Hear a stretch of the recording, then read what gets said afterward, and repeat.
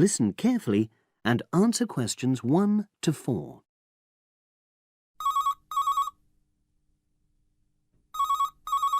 Hello, Brian Park speaking. Oh, hello. I'm calling about the advert in the paper. For the car?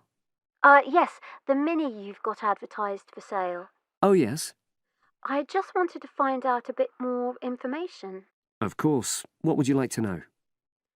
It's my brother who's interested, actually, but he's not in today, so he asked me to call you. Fine.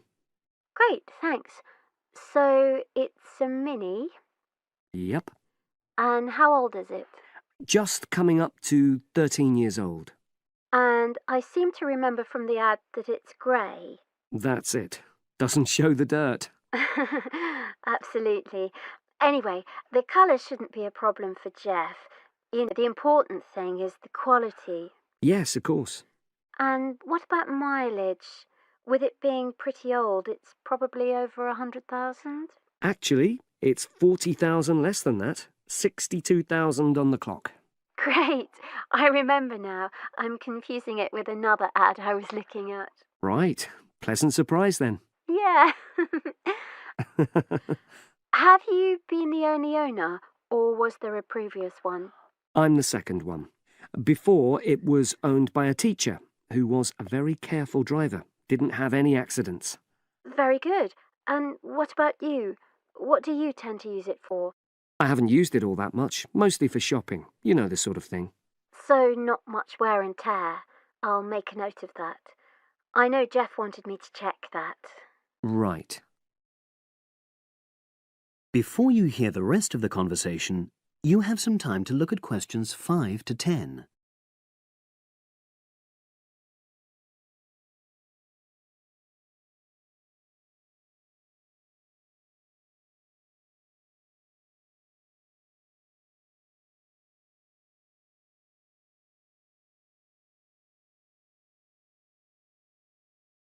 Now listen and answer questions 5 to 10. Now, about the price, I see you've got it down as £1,250. I'm not sure Jeff will be able to come up with that amount. In the ad, I did say 1,250 or nearest offer. So would you be prepared to go down to 1,000? That's really too low, I'm afraid. 1,100? I might be able to go to that. Okay, I'll make a note of that. What about tax? Is it due soon? Got another 5 months before it's due. Oh, that's a real plus, yes. I'll make a note of that. Okay. Now, you say it's in good condition. For its age, I'd say yes, definitely. It's just been serviced and there were no major problems. Major. I'd be able to show you the service report. The only thing is, you'd have to get a new tyre in the near future. Though it's still okay, you know. It's certainly absolutely safe at the moment. Okay, fair enough. Yes, I understand. And the garage also mentioned that one headlight could probably do with replacing. They think there's a fault there, you know, intermittent. Well, we'd obviously look at all the documents, but that sounds very straightforward. Of course. I've got all the service documents up to date and you can look at those. Well, it all sounds pretty good, and I know my brother will be interested, so would it be possible for him to see the car? He's back from his trip tomorrow and away tonight, so how about tomorrow? Tomorrow? Wednesday? I'm afraid that's not possible. I'm out pretty much all day. Well, Thursday then? That'd be fine, yeah. In the morning? Yes, that'd suit me perfectly. Great. Now, you'll need my address. Oh, yes, of course. What is it? It's number 238, 238? London Road. Oh, that's easy enough. Yes, very straightforward. So I'll pass on these notes to Jeff, and he'll see you in a couple. That is the end of section 1. You now have half a minute to check your answers.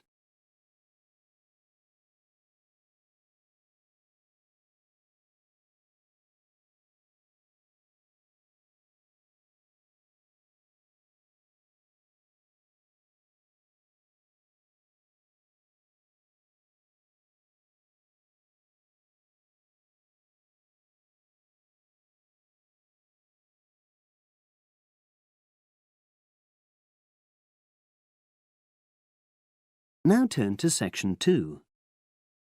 Section 2. You will hear part of a podcast for visitors to the popular holiday region called the Trelaw Valley. First, you have some time to look at questions 11 to 14.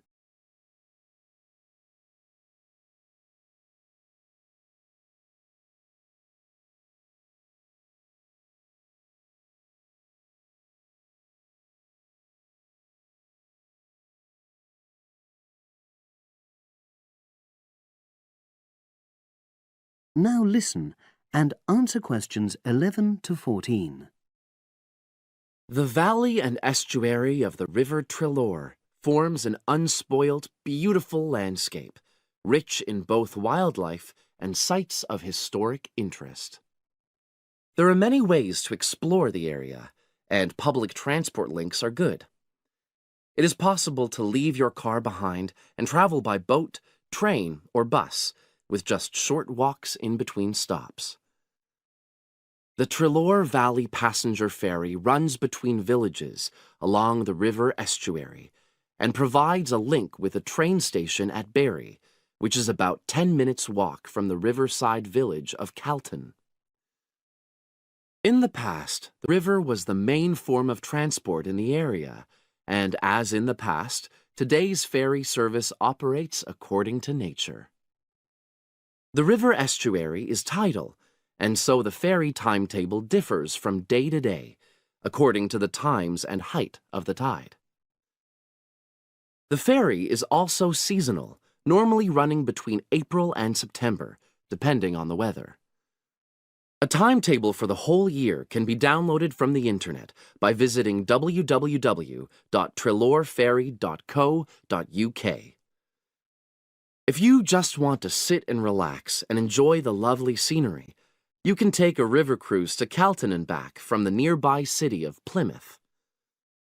In the past, steamships brought early tourists along the same route. Queen Victoria and her family enjoyed such a trip in 1856. The journey is quicker these days. The round trip takes between 4 and 5 hours, depending on tides and weather. If you prefer, you can travel upriver by boat and return to Plymouth by train.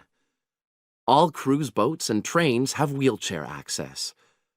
For more information and for departure times, ring Plymouth Boat Cruises on 017-528-23104. Trains run several times a day throughout the year between Calton and Plymouth, with various stops in between. They are used by both local commuters and tourists who want to enjoy the beautiful scenery.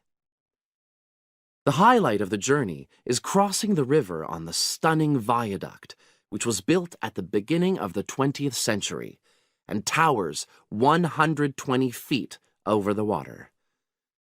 It is unnecessary to book, and tickets can be bought on the train. For information about fares and timetables, contact National Rail Enquiries by phone or online. The bus service in the Trelaw Valley now connects all train stations and villages in the area. Especially for holidaymakers, there's a Rover ticket which can be used at weekends and on national holidays and allows unlimited journeys on those days. The Rover ticket provides great value for money and is now even cheaper than it was last year. An adult ticket costs £5.50 a day. Senior citizens can travel for £4.50, and a family ticket for up to 5 people costs just £12. Tickets can be bought on the bus.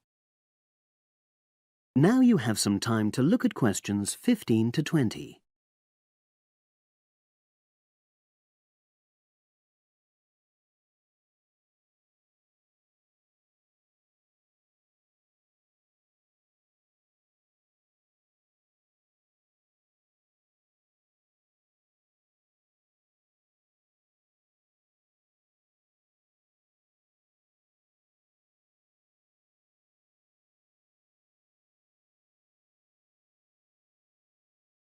Now listen and answer questions 15 to 20. At the center of the Trelaw Estuary area is the historic riverside village of Calton. The main road comes into the village from the south, and for those of you who are arriving by bus, it turns left just before the bridge and stops in the lay-by on the left-hand side. From there, it's just a short walk to Calton's various attractions. If you're arriving by car, you have to leave it in the main car park. Go over the bridge and take the first turning on the right. Then go on until you come to the end of that road. It's the only place to park in Calton, but there's no charge. If you're interested in local history, there's a museum in Calton with farming, fishing, and household implements from the late 19th century. As you come in from the south, cross the river and go straight on the same road until you reach the end. Also, on the subject of history, you can go and see the old mill, which has recently been renovated and put back into use. Turn left before you come to the bridge. Then go straight on and then take the first turning on the right. This leads straight there. If you're interested in arts and crafts, there's a potter's studio where you can watch the artist at work. After crossing the bridge, turn left, and it's the second building on the left. Finally, when you feel in need of refreshments, there's a cafe opposite the old boathouse and a picnic area near the mill. That is the end of section 2. You now have half a minute to check your answers.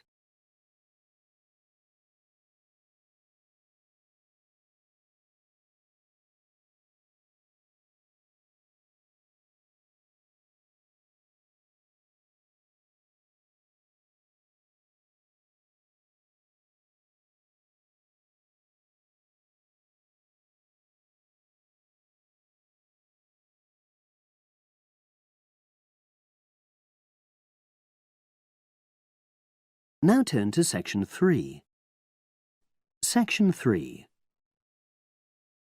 You will hear two geography students talking. An older student, called Howard, is giving advice to a younger student, called Joanne, on writing her dissertation. First, you have some time to look at questions 21 to 24.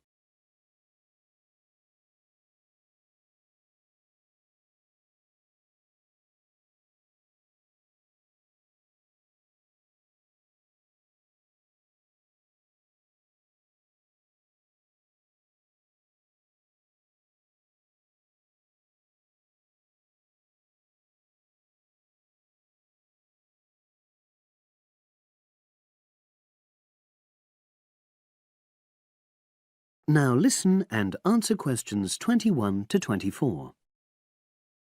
Hi, Howard. I haven't seen you for a while. Oh, hi, Joanne. Yeah, they're keeping us really busy on the postgraduate programme. But how are you? You'll be starting your dissertation soon, won't you? Yeah, tutorials start next week. I've got Dr. Peterson. You'll remember it all from last year, of course. It's not something you forget easily. Oh. But seriously, although I didn't expect to enjoy writing my dissertation, and in fact I didn't really find it much fun, I wouldn't have missed the experience. I found it really improved my understanding of the whole degree programme, you know, from the first year on. Right. So, what are you doing yours on? Glaciated landscapes. Although I haven't decided exactly what aspect yet. I did mine on climate systems, so I can't help you much, I'm afraid. But you'll be fine once you start your tutorials. Dr. Peterson will help you focus. I know, and he'll set me deadlines for the different stages, which is what I need. My concern is that I've got tons of material on the topic, and I won't be able to stick to the word limit, you know. I remember I had different concerns when I was doing my dissertation. Last year. Yeah, before my first tutorial, I did a lot of fairly general reading because I hadn't fixed on my topic at that stage. I actually enjoyed that quite a lot and really improved my reading speed, you know, so I was getting through a lot of material. I was frightened I wouldn't remember it all, though, so I got into the habit of making very detailed notes. So, did you find your tutor helpful in getting you started? Yeah, we certainly had some interesting discussions, but It's funny, I saw a brilliant programme about climate change, and it was that really fired me up. It was talking about some recent research which seemed to contradict some of the articles I'd been reading. Now you have some time to look at questions 25 to 30.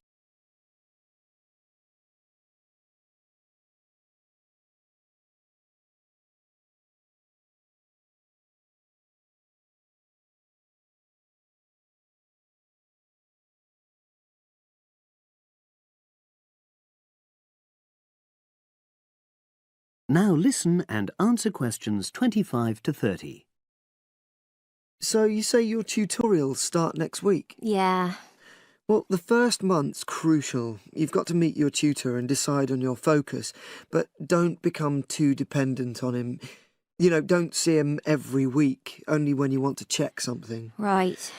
Once you've got the focus, you've got to get reading. It's helpful to look through the bibliographies for all the course modules relating to your topic, and get hold of any books you think you'll need.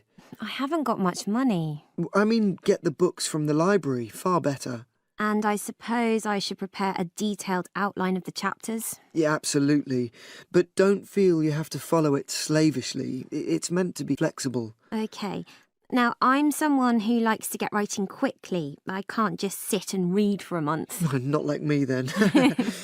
But if that's what suits you, your natural approach, then you really ought to start immediately and write the first chapter. Right. Now, Joanne, about the library, it's worthwhile getting on good terms with the staff. They aren't always helpful with undergraduates. I suppose they focus on postgrads more. Maybe. But show them you're serious about wanting to do good work. And what if I can't find what I need? Well, there's interlibrary loans. Borrowing books from other libraries, but I've heard it isn't all that reliable. You're right, but you probably won't need it anyway. Be positive. The library is likely to have most things you need. And during the dissertation writing period, you can take out 15 instead of the usual 10 books. Should I look at previous year's dissertations? You can do. But I won't know which are the good ones. The library only keeps the best, and the staff can advise you. Are they willing to do that? Oh, yeah. And I'm worried about getting journal articles from the electronic library. Well, have you tried to find any yet? No. Well, you should. It's really straightforward. That's obviously something I'll have to look into. Dr. Peterson will help. Yeah, I know I can go to him if I have any worries. Except he will be away in the second month. It's the holidays. You should ask him what to do while he's away. Gosh, yeah. But I suppose I can get a lot of support from course mates. I know a couple of people who are thinking of doing the same topic as me. Take care. Collaboration can become dependency. I think you'd better see how that works out, what the people are like. You're probably right. About other reading, I suppose Dr. Peterson will recommend plenty of good articles to get me started. One thing I'd find out is what his attitude is to internet sources. Surely not in this day and age. I'd better get that sorted out right at the beginning. I would if I were you. And I've also got some questions about the research sections. How much time I should spend explaining the process? Well, I think that's up to you. You can see how it develops as you're writing. OK. It's the same with things like time management. That's something a tutor can't really help you with. I agree. So, is there anything else you need me to go over? That is the end of section 3. You now have half a minute to check your answers.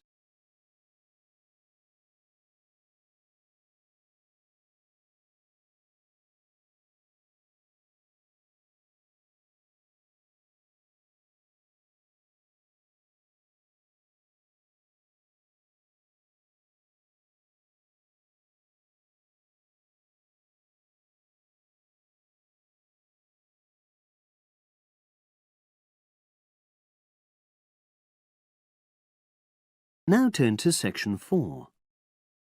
Section 4. You will hear a psychology undergraduate describing the research she is currently doing on expertise in creative writing. First, you have some time to look at questions 31 to 40.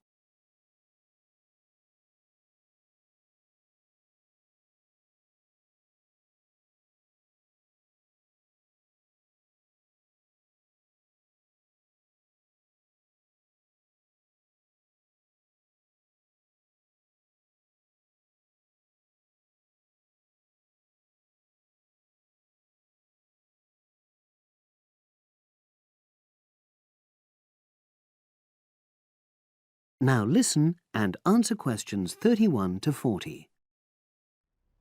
For my short presentation today, I'm going to summarise the work I've done so far on my research project to explore expertise in creative writing. Essentially, I'll share with you the process I underwent to gather my interim findings. First of all, I should give a little relevant background information about myself.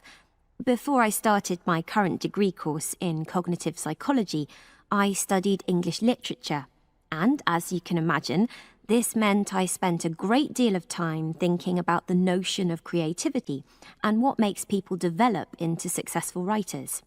However, the idea for this research project came from a very specific source. I became fascinated with the idea of what makes an expert creative writer when I read a well-known 20th century writer's autobiography. I won't say which one at this stage, because I think that might prejudice your interpretation. Anyway, this got me thinking about the different routes to expertise. Specifically, I wondered why some people become experts at things whilst others fail to do so, in spite of the fact that they may be equally gifted and work equally hard. I started to read about how other researchers had explored similar questions in other fields. I began to see a pattern that those studies which involved research in a lab were too controlled for my purposes, and I decided to avoid reading them. I was quite surprised to find that the clearest guidance for my topic came from investigations into what I call practical skills, such as hairdressing or waiting tables. Most of these studies tended to use a similar set of procedures, which I eventually adopted for my own project.